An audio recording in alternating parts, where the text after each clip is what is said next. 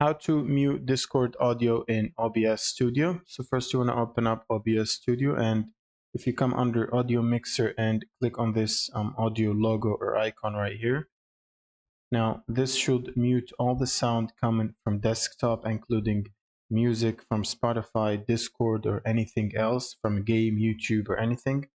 Now we don't want that, so instead what we can do is mute everything and basically record audio from specific applications. So we want to click on this plus icon right here, choose application audio capture, and click OK.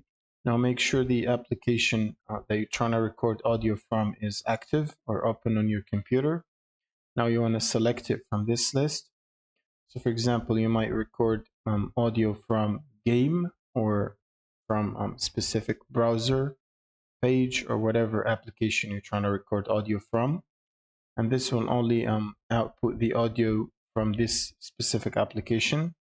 So people cannot hear your Discord or anything else going on except this application specified here.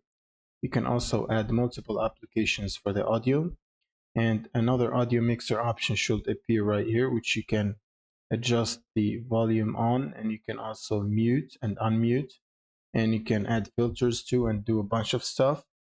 And that's pretty much it. Thank you guys for watching, and subscribe.